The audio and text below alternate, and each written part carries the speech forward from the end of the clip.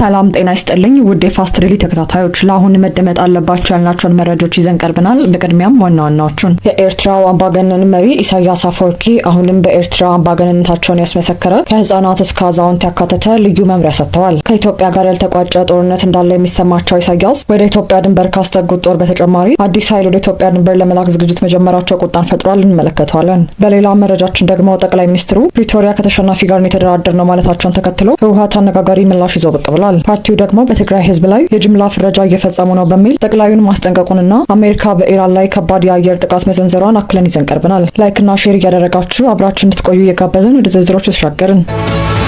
የኤርትራ መንግስት ለሰራዊቱ አዲስ መመሪያና ትእዛዝ ሰጥቷል። ሻዕቢያ ጦሩ ከያለበት ተሰብስቦ ለጦርነት ዝግጁ እንዲሆን ትእዛዝ መስጠቱ ነው የተሰማው። ሻዕቢያ ይህንን ትእዛዝ የሰጠው ባለፈው ቅዳሜ ፊልድ ማርሻል ብርሃኑ ሰራዊቱ እንዲዘጋጅና በተጠንቀቅ እንዲሆን ካዘዙ ከቀናት በኋላ ነው። ይህም የፊልድ ማርሻል ልዩ ትእዛዝ በሻዕቢያ ቤት የፈጠረውን ጭንቀት እንደሚያሳይ የተገለጸ ይገኛል። ከኢትዮጵያ ጋር ያልተቋጨ ጦርነት አለ የሚል አቋም የያዘው የአስመራው መንግስት በግዳጅ ያሰለጠነውን ኃይል ሰብስቦ እያዘጋጀ እንደሚገኝ ተገልጿል። ከፍተኛ ፍርሃትና ጭንቅ ውስጥ የሚገኘው የሻዕቢያ አገዛዝ ሰራዊቱን በበርካታ ማሰልጠኛ ጠርንፎ ታድሶ እየሰጠ መሆኑን የሚያረጋግጥ መረጃ ሾልኮ ወጥቷል። ይህ እየሆነ ያለውም ከዚህ ቀደም ወደ ኢትዮጵያ ድንበር ተጠግተው የሰፈረውን ወታደር ለማጠንከርና ከታድሶ በኋላ ወደ ግንባር ተጨማሪ ኃይል ለመላክ መሆኑን ተመላክቷል። ጦሩ በተለያዩ ካምፖች ተጠርንፎ ተሃድሶ የተሰጠ የሚገኘው ለጦርነት በተጠንቀቅ እንዲሆን ለማድረግ ስለመሆኑ መረጃ አመልክቷል። ወታደራዊ የታድሶ ስልጠናው በመላው ሀገሪቱ በተለያዩ ቦታዎች ከወጣት እስከ ጎልማሳ ያካተተ ነው። በወታደራዊ ስልጠናው በብሔራዊ አገልግሎት ወታደራዊ ስልጠና የወሰዱ ዜጎችን የሚያጠቃልል ሲሆን በመደበኛ ጦር ውስጥ ያልታቀፉትንም ይጨምራል ተብሏል። ወታደራዊ ተሃድሶ በስፋት የሚገኘው በስልጠና ካምፖች ናቅፋ፣ እንዳዘሞ፣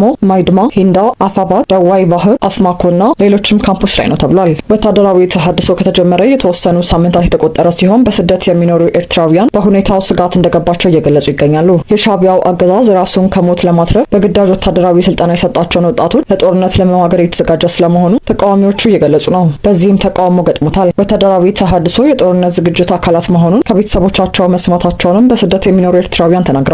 ቡድኑ ከፍተኛ ወታደራዊ ዝግጅት እያደረገ የሚገኘው ከኢትዮጵያ ጋር ይኖራል ላለው ጦርነት ስለመሆኑም ነው የተመለከተው። በኢሳያስ አፈወርቂ የሚመራው የሻዕቢያ ቡድን ከኢትዮጵያ ጋር ያልተቋጨ ጦርነት አለብን በሚል ግምገማ ያለ የሌላ አቅሙን በመጠቀም ወታደራዊ ዝግጅት እያደረገ ይገኛል። ለዚህም መደበኛውንና ተጠባባቂውን ጦር እድሜያቸው እስከ 60 ዓመት ድረስ የሆኑትንም ጨምሮ በግዳጅ ወታደራዊ ታድሶ ይሰጥ ይገኛል። በስልጠናው ከኢትዮጵያ ጋር ይጀምራል ብሎ የሚጠበቀው ጦርነት ከተጀመረ በኋላ ጦርነት ሳይጠናቀቅ በፊት የሟች ወታደሮች መርዶ እንዳይናገር ካሁኑ ጥብቅ መመሪያ ማውርዷል። በምንም አግባብ መርዶ እንዳይሰማ ጥብቅ መመሪያ የወረደው በጦርነቱ ስነልቦናዊ ጫናዎችን ለመቀነስ በሚል ነው ተብሏል። ምንም እንኳን ሻዕቢያ ወታደራዊ አቅሙን ለማጠናከር የተንቀሳቀሰ ቢሆንም በተለይ በተቃዋሚዎቹ በኩል እርሱን ከውስጥ ሸርሽሮ የመጣል እንቅስቃሴዎች ግን አሁንም እንደቀጠሉ ነው። በአሁኑ ወቅት አዲስ አበባን ጨምሮ መቀመጫቸውን በስደት ያደረጉ የኤርትራ ለውጥ አቀንቃኞች የኢሳያስን አገዛዝ ለማስወገድ በሰፊ እየተዘጋጁ ነው። አንዳንዶቹ በትጥቅ ትግል ጭምር ሻዕቢያን ለመፋለም ኃይል እያደራጁ ሲሆን በተለይ የቀይ ባህር አፋሮች ወታደራዊ አቅማቸውን ከምንጊዜውም በላይ እያጠናከሩ መሆኑ ታውቋል።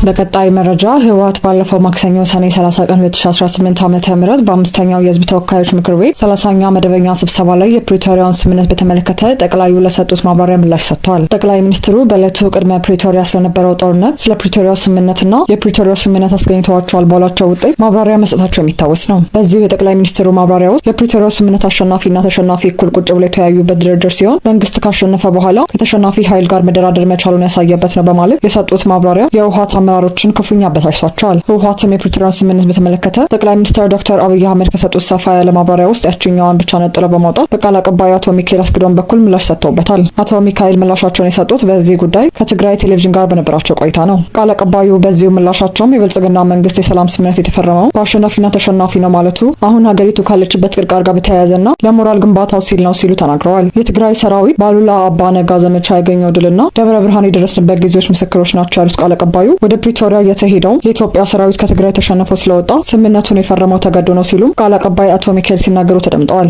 ቃል አቀባዩ አክለውም ባሉላ አባነጋ ዘመቻ ከትግራይ አስወጥተናቸው ከዚያም በ3 እና 4 ወራት ጊዜ ውስጥ ደግሞ ሰራዊታችን ደብረ ብርሃን ደርሷል። በመጨረሻም ሰራዊቱ ዳግም ተደራጅቶ መጥቷል። እስኪ በቃንም ተዋግተናል። በዚህ ውጊያ ደግሞ እሱም የደረሰበትን እኛም የደረሰብንን እናውቃለን። በዚህም እሱም ተገዶ እኛም ደግሞ ስምምነቱ ይጠቅመን ስለነበር ተደራድረን የፕሪቶሪያን ስምምነት ተስማምተናል ሲሉ ተናግረዋል። ድርድር ሲደረግ አንዱ የበላይ ሌላው የበታች ነው አይደለም ያሉት ቃል አቀባዩ እሱም ለሁሉም ይጠቅመኛል ብሎ አስቦ እኛም ደግሞ ችግሮች ስለነበሩብን እንደገና እንድንደራጅና እንድንጠነክርም ስላሰብን ስምምነቱን ፈርመናል ሲሉም ተናግረዋል። ቃል አቀባዩ ህወሓት በቀጣይ ጦርነት ውስጥ የመግባት ዝግጅት ላይ መሆኑንም በዚሁ ቃለ ምልልሳቸው ጠቁመዋል። ጠቅላይ ሚኒስትር ዶክተር አብይ አህመድ በባለፈው ማክሰኞ የፓርላማ ቆይታቸው ፕሪቶሪያ እንደ ድርድር ብቻ የሚታይ ሳይሆን ብዙ ውጤት የተገኘበት የሰላም ስምምነት ነው፣ ከሁሉም በላይ አሸናፊና ተሸናፊ እኩል ቁጭ ብለው የተወያዩበት ድርድር ሲሆን መንግስት ካሸነፈ በኋላ ከተሸናፊ ኃይል ጋር ያደረገው ነው ማለታቸውም አይዘነጋም።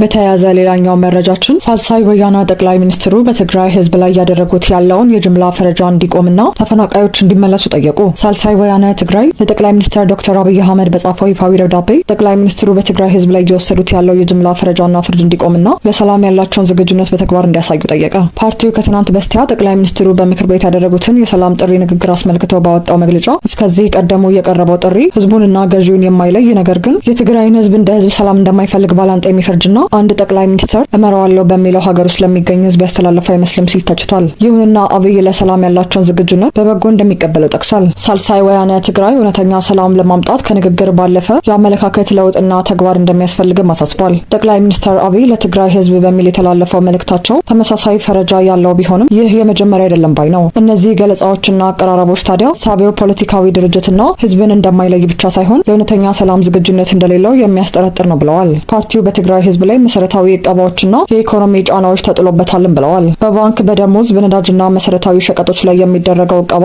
አሁንም እንደ ፖለቲካ ማሸነፊያ መሳሪያ የተጠቀመበት ይገኛል ሲሉ ከሰዋል። አክሎም በፕሪቶሪያው ስምምነት መሰረት የትግራይ ተፈናቃዮችን በክብር የመመለስ ኃላፊነት የፌዴራል መንግስት ቢሆንም በምዕራብ ትግራይ ያሉ ህገወጥ የጸጥታ መዋቅሮች ባለመፍረሳቸው ተፈናቃዮች በካምፕ እንዲማቀቁ ተደርጓል ሲሉ ከሰዋል። ህወሓት ነው ያገታቸው የሚለው የመንግስት ሰበብም ወጣቶች ወደ ሌሎች ክልሎች በነጻነት የተሰደዱ ተፈናቃዮች ግን ተከዜን መሻገር አለመቻላቸው ሐሰት መሆኑን ያረጋግጣል ብሏል።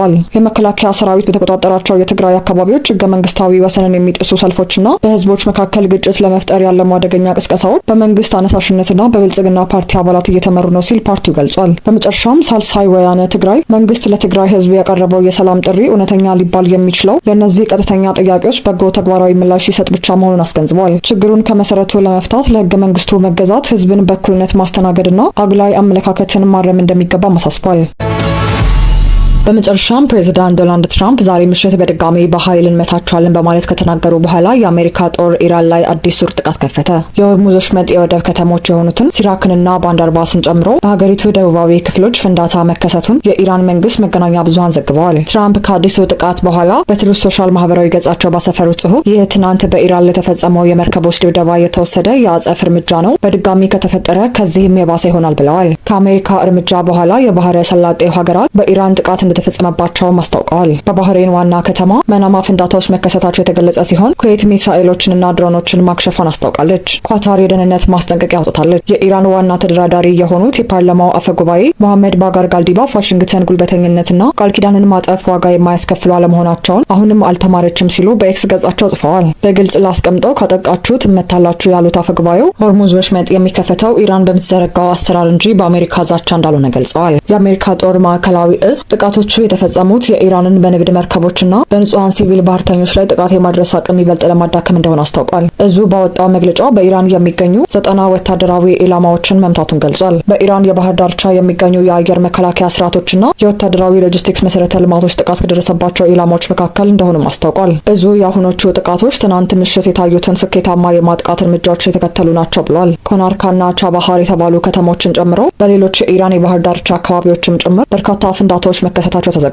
የኢራን መንግስት ቴሌቪዥን ጣቢያ እንደገለጸው ባንደርባስ ከተማ ውስጥ 8 ፍንዳታዎች ተከስተዋል። በደቡብ ኢራን የሚገኙት ሲራክና ጃስክ ወደቦች ደግሞ በሁለት ሚሳኤሎች መመታታቸውን ገልጿል። ኢራንና የተባበሩት አረብ ኤሚሬቶች የሚወዛገቡበት አቡ ሙሳ ደሴትም 2 ጊዜ ጥቃት እንደደረሰባት ተዘግቧል። የአሜሪካ ጥቃቶች ያደረሱት የጉዳት መጠን እስካሁን አልታወቀም። ይሁን እንጂ ቻባሃር ውስጥ የኃይል መቋረጥ እንዳጋጠመና ቡሻህር ውስጥ በሚገኝ እስላማዊ አብዮታዊ ዘብ ጦር ሰፈር እሳት መነሳቱን የኢራን መገናኛ ብዙሃን ገልጿል። የተወደዳችሁ የቻናላችን ቤተሰቦች ለአሁን ለእናንተ ይመጥናሉ ብታዳምጧቸው ታተርፉበታላችሁ ብለን ያዝንላችሁ ዕለታዊ መረጃዎች እነዚህን ይመስሉ ነበር። በተመሳሳይ ሀገራዊና ቀጠናዊ ጉዳዮችን ይዘን እስከምንገናኝ ቸር ቆዩ።